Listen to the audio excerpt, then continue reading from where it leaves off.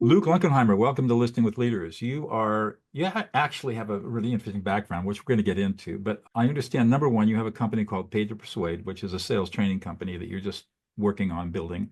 And you also have some used car dealerships. And you've made pretty good money doing that. But before that, you had a pretty rough life. You had addictive disorders and spent some time in prison and somehow got it all figured out. So we're really interested in hearing the story. Welcome to the show. I'm excited to be here, Doug. And it's nice to know. I thought you were referring to the seesaw injury, but you meant the prison time. I'm glad we clarified that. So let's just start off. Tell us a little bit about your backstory. What happened?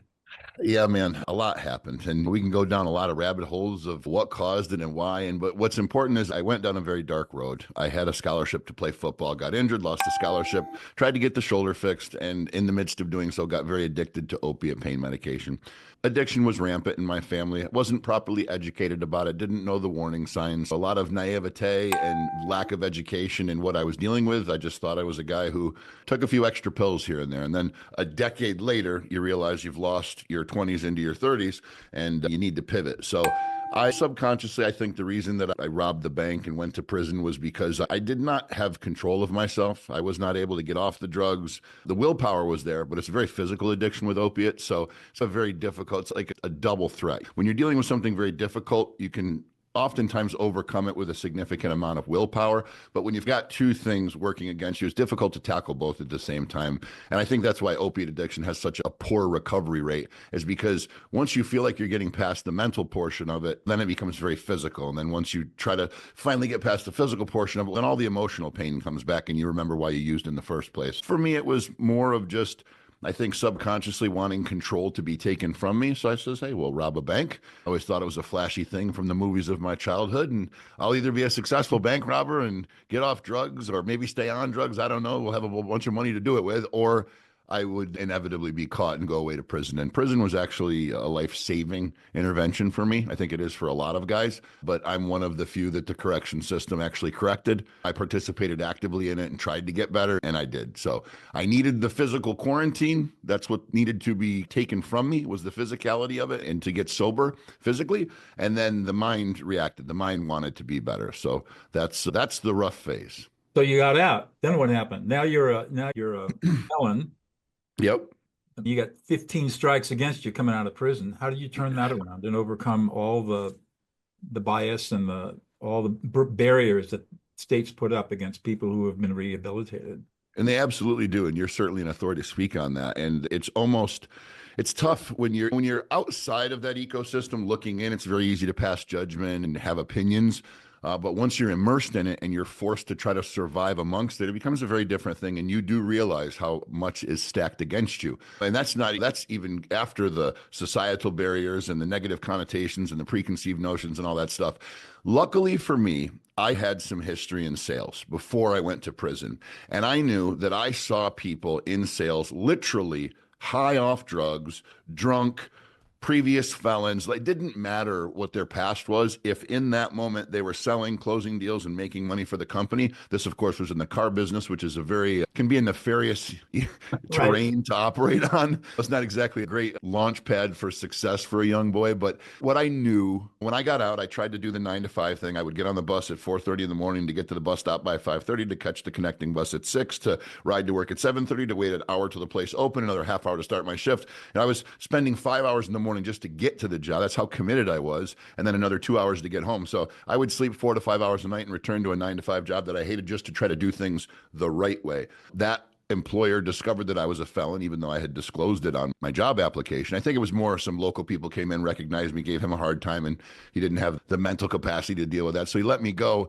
And here I was, a guy trying to do everything the right way and just continuing to get kicked in the shins. And there was a lot of things, and we only have so much time, but understand there were a lot of things that continued to push back on me, as I'm sure you can imagine. And it felt very hopeless. So I had an opportunity to get back into sales. And I said, okay, I need to regain some sort of control and have some sort of power in my life, meaning to assert change. And I knew that because I was such a strong salesperson, if I could show my worth in closing deals and selling and bringing money and revenue through the door to a business owner, that I would be able to secure employment and then from there build and make money and try to rebuild my life. So it's funny, sales actually was one of the hooks that I latched onto to try to help rebuild.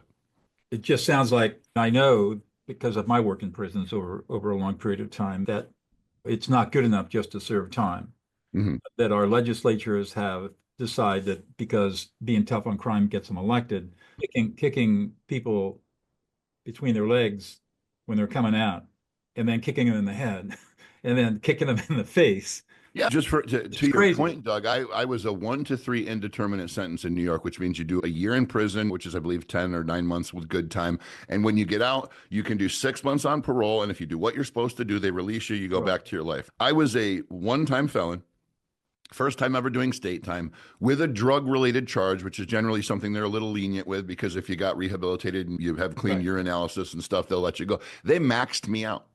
They made me do 3 years Here. on parole or two years on parole. I ended up I was a guy. Everybody else that I did time with, they're all getting. These are guys that violent crimes, domestic abusers, vehicular manslaughters. These guys are getting merit boards at parole, and because it was related to drugs and opiates, it was crucifixion. I Right. did two. I had to do 2 years of absolute perfection. Now I will say that I did them perfectly. There were no technical violations. I never so much as missed a curfew, and I peed Poland spring water for 2 years of my life and have every day since. But it's certainly having that loom over your shoulder. It's like being incarcerated. You can go in on an aggravated unlicensed operation charge in the state of New York, and then you can do the rest of your life in prison because something transpires while you're immersed in the system and they just throw you get forgotten about it. It happens all the time. It's very sad. So I was petrified and I was willing to do whatever it took to get away from that. But yes, to your point, I ended up committing 3 years of my life to supervision and corrections department, and it halted my ability to make progress. It did correct me from a drug addiction standpoint, but it didn't make it easy to try to regain footing in society. That's for damn sure. You managed to do that and you're successful today. So what is it that gets you up in the morning and gets you excited to go to work?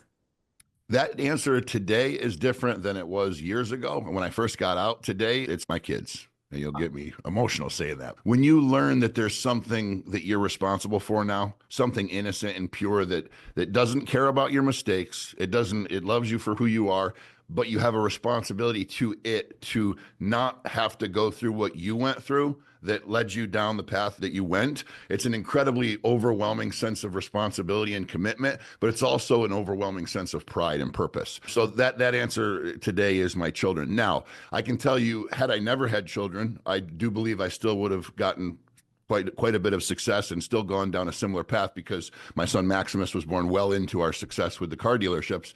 I can tell you, for me, it is the beauty is in the process for me. Achievement is what gets me high.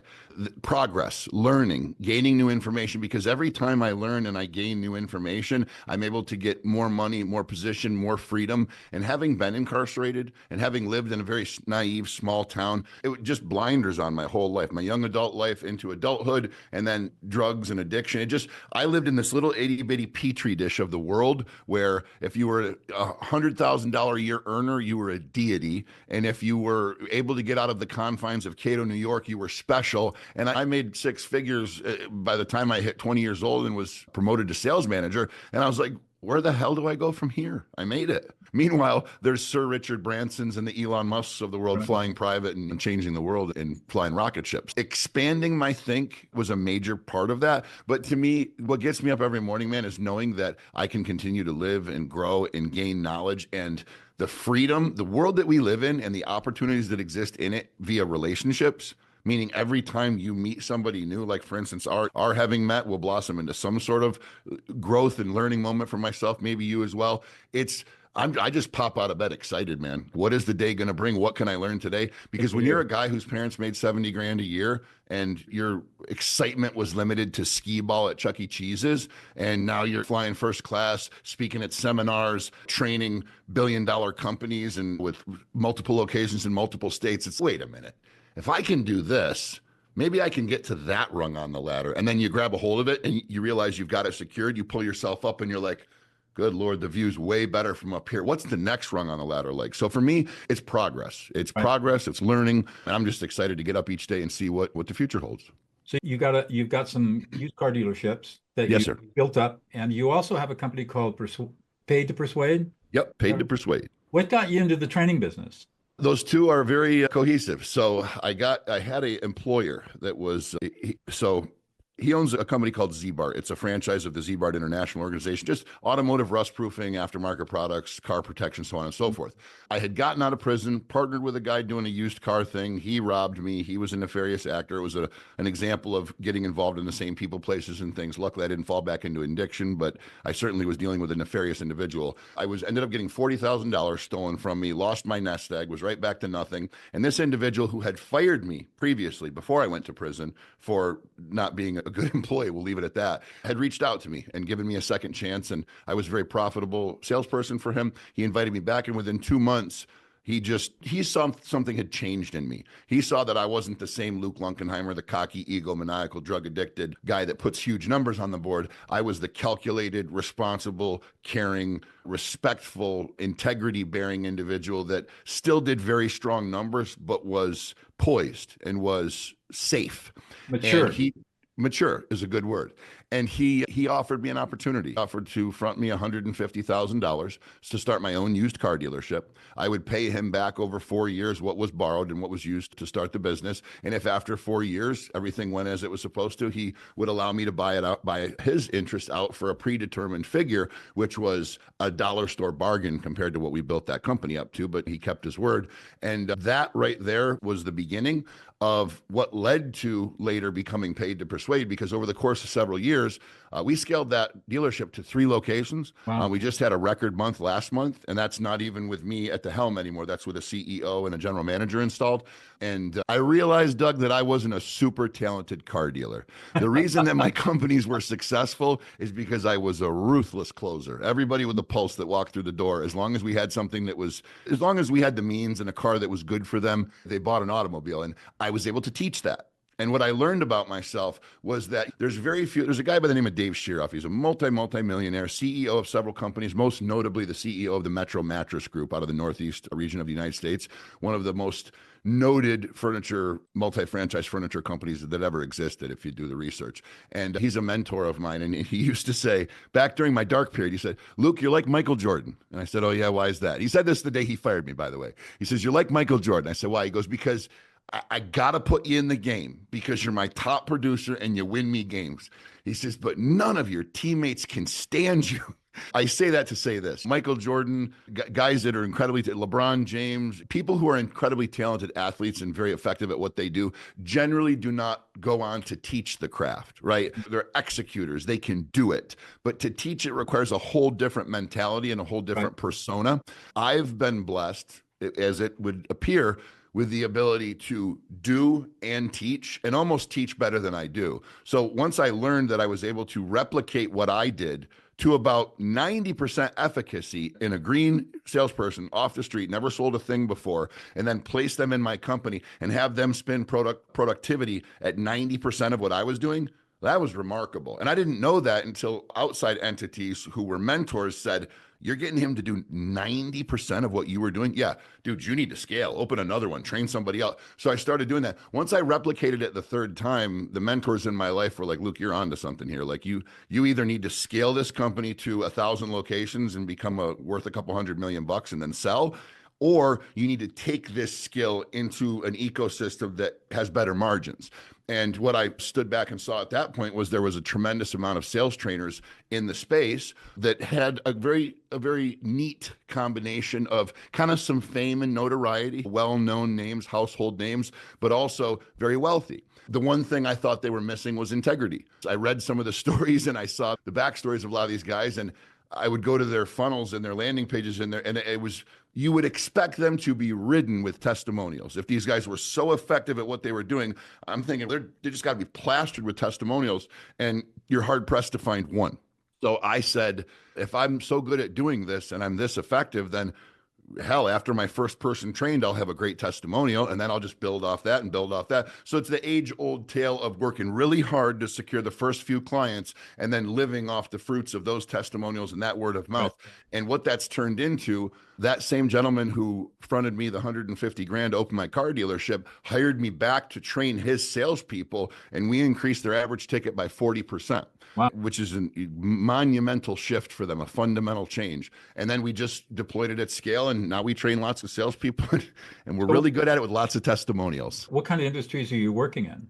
So all, any and all. But in order to try to be to communicate as effectively with your audience, if you say we train everybody equally as good, that's obviously not true. There's no such thing as that, right? I would say the vertical that we are strongest in is the one that I'm most at home in, which is auto industry or tangible asset. Selling a couch, selling a chair, selling a car, selling a house. To take a thing, build value in it, and sell it to somebody, that's what we are best at. However, we have branched off into merchant services, home services, roofing, and we're crushing it there too. So my ego wants to tell you I can train anybody. I truly believe I can, and that will prove to be, and I have testimonials to back that. But if I'm trying to speak candidly and with humility, car sales and tangible assets, we're very strong at, and that's where we're at home. There you go. So let's talk about listening. Sure. This show is called Listening with Leaders because, as I told you before we started recording, that in my view, listening is the foundational skill of life. How does listening play into who you are and what you teach? It's been the reason for my success, wholly and entirely. And I agree with your statement with tenacity. You're talking to a guy that is very arrogant and narcissistic by nature, right? And it's humbling to admit that. And most guys don't lead with that. You audit your life and you look back and say, man, I missed so much.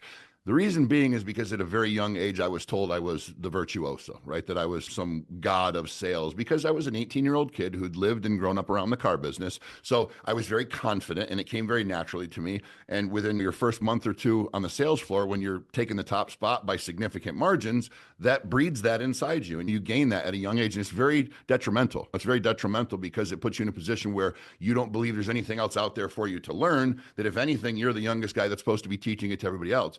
But what, of course, you eventually learn is it's just not logistics and semantics and words and phrases, and it's experience and it's repetitions and it's frequency. It's laps around the track. And I can tell you that from a young age, I was a very arrogant guy. And as time has progressed, I've listened in small partitions, small portions. I tried to gain humility, and really it happened, probably the most notable moment is in prison, when a drug addiction counselor said to me, because I was having a conflict with the group, and he goes, "Hey, Luke." I said, "Yeah." He goes, "If there's 99 people in a room wearing raincoats and you're the only one with a white t-shirt, do you think that I'm going to see your nipples?" And I said, "Greg, what are you talking about?" He goes, "Wet t-shirt, rain, you get the point. I'm trying to be funny." And I'm like, "Not really." And he says, "Luke, you're standing in a room. 99 people around you are wearing raincoats saying it's going to rain, and you're standing there in a t-shirt. We're going to see your nipples." And I'm like, and it just didn't click. Later that night in bed, I'm sitting there, and it was after something else had happened in the mess hall, and everybody was telling me I was stupid for doing what I was doing. I'm like, "No, you guys are dumb. This is the way you do it." And I realized how arrogant it was, because in my head, these are just inmates. These are just prisoners. They're not going to tell the great Luke Lunkenheimer. And I'm like, I'm a prisoner. I'm an inmate. Just because I don't feel as though my brain lives in here with these guys, my body certainly does, and that's because of my actions. If my brain leads to my actions led me here, then damn it, maybe I am one of these guys. And then then all it takes is it's one thread on the sweater to get tugged, and then all of a sudden and now I am fundamentally a paradigm shift in human being today, and I fight those urges to show arrogance and narcissism. And I can tell you this, listening is the reason that I have the success that I do, because I look back over all the significant benchmarks in this latter part of my life, in this kind of 30 to 41. Mind you, I lost the age of 20 to 30 to addiction in prison. So I went from 0 to 19 and a half, and then drugs in prison, and then woke up at 31. That's really, truly, when you're in that cloud of fog of drugs and addiction, that's how that happens. So I'm a 41-year-old guy with 31 years of real world experience, if you look at it that way. And I look back over the progression of the past decade, Doug, and I cannot attribute my successes to anything other than I listened to this guy, and it caused me to deploy this, and that got me to this next step. Then during a coaching session with my mentor, Dave, he told me this thing, and that caused me to execute upon this plan, and that got us to here. And then as of recently, I was hiring a CEO to replace me in the car dealership so I could pursue Paid to Persuade full time. And he was bringing ideas and things to the table. And my pride said, "No, that's not how we do it here." But then I said, I'm pursuing you and I'm recruiting you because the company you work for is bigger than mine. So maybe I should shut up and listen. And then I just installed him into the company, paid him well, let him do his thing and make decisions. And the ones that I know are the wrong decision, I call out and I explain why. But aside from that, and they're few and far between, I just let him run. And we've just had our best month ever last month with an amount of cars that you would ask me in the early stages of this company if we would ever see, I probably would have disagreed with you. So listening, Doug, has been the fulcrum of my success in every way, shape, and form. How you talked about the fact that you have a narcissistic and arrogant personality, that you grew up with the self-protective mechanisms for the emotional Defense mechanism, yes, sir. What advice would you give to people listening to this show? Yes. Who they were successful, but how do you develop the humility to listen that you have obviously developed? There's a video out there, and instead of just try to give some sort of prophetic philosophical answer, I'll just make it very simple and tangible. There's a YouTube video where Elon Musk is standing next to one of the Falcon Heavy rocket ships that's about to take off into space. And he's talking to a YouTuber. And he's like he asks him about one particular propellant and how it's used at one stage of the rocket's acceleration. And Elon goes, yeah, we use that and that's it. And he goes, why don't you just use it for the whole thing? And Elon goes,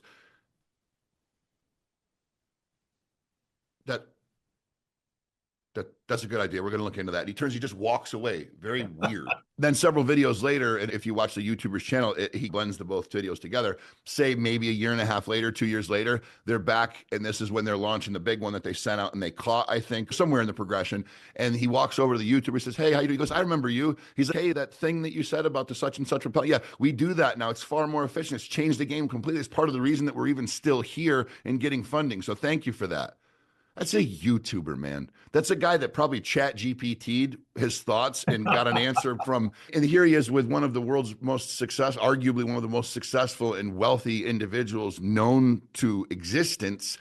And he got life-changing advice from a YouTuber in a 30-second short form video clip. So if that doesn't tell us that if we're not aware and listening out in the ether for what could come our way, things are sent to us. And I don't mean that in a spiritual way. Information and energy is all around us, and you can either choose to listen to it or you can choose not to. And I can tell you that if you were to go to the top of the food chain and ask the Rockefellers, the Carnegies, the Sir Richard Bransons, the Elon Musk, the Jeff Bezos, the list goes on, what do you think is probably your one most, not maybe singular most, but one of your most skills that allows you to progress? It would be, well, I'm a good listener. I listen to my team. I listen to my kids. I listen to my wife. Brother, once you experience that, you cannot go back. That's right. You cannot go back. The level of humility that you gain at that point, and then the excitement. Then you go on this quest for learning, right? It's like, I used to be the guy that listened to heavy metal while I lift weights. I'm 6'4", about 275 pounds. I'm not a small guy. It's tough to depict on a Zoom call, but I'm a looming individual. And I can tell you that I used to listen to heavy music and rap music and throw the weights around like I was back in prison. Now I'm listening to audiobooks on Audible while I'm lifting weights. It's the goofiest thing to see this sweaty gorilla listening to the 48 Laws of Power, but it's very real. Right. And I think I probably replaced that necessity for addiction and dopamine response with getting new information. Right. And that replacement, obviously much healthier, but the success that it brings, man, it's undeniable. You cannot constantly be getting better and have a lack and not have an improved quality of life. It's a logical fallacy. So that's why I love your show so much. And the idea of it, when I was asked on here, I just really latched onto it because you're saying what needs to be said, which is just shut up and listen, man, because it gets better. It gets better. Absolutely. Well, look, I got one more question for you as we come to the end of our conversation. You've told us a lot about yourself, but what's one thing about yourself that we would never know about unless you revealed it to us? One thing about myself that nobody would know unless I revealed it to you. I can't swim. Really? I sink like I used to. And it's probably one of the more devastating things that's happened in the latter part of my life. My muscle mass to body mass ratio is so dense. And I'll tell you how I discovered this. It was when I purchased a 45-foot Sonic triple screw, about 1,800 horsepower boat. And I was banging across Oneida Lake at 90 miles an hour. When I was young, the big hot cigarette boats were something Right. my dad was into. It was just like it was a marker of success for me. So I got this big boat that I can hardly trailer around, and I put it in the water. It takes 4 people to launch it, and we're out zooming across the lake. We got out in the middle of the lake, and I'm sitting there with my wife, and I crack an iced tea, and I'm like, you know what, man, this is great. And I just ran off the sun deck, and I jumped into the water. And I kept sinking, and I Oh kept my sinking, God. and I kept sinking. And it was about, I got lucky because at that part of the lake, it was probably, I don't know, and the deep divers can tell me that I'm wrong with the depth and the pressure and stuff like that. But it probably was like 15 or 16 feet. I could still see light, but I was definitely down there. And I pushed off, and it was very mucky. So I got very little propulsion back up, and I literally had to swim back to the surface. They had already thrown a life vest over for me because one of my buddies knew exactly what happened, and I latched onto that thing for dear life. And if it weren't for the fact that we were only maybe 15 or 16 feet deep, I don't know if we'd be having this podcast today. Wow. So my pool at my house is probably more perilous to me than it is to my 7-year-old at this point. But That's crazy. the Lukester can't swim, Doug. Luke, it's been really great talking to you. And I Thank know you. that everybody listening to this show has probably learned a lot. I know I have. I'm honored to know you, and Thank you. I hope our paths will cross soon. Feelings mutual, brother. Thanks so much for having me. You bet.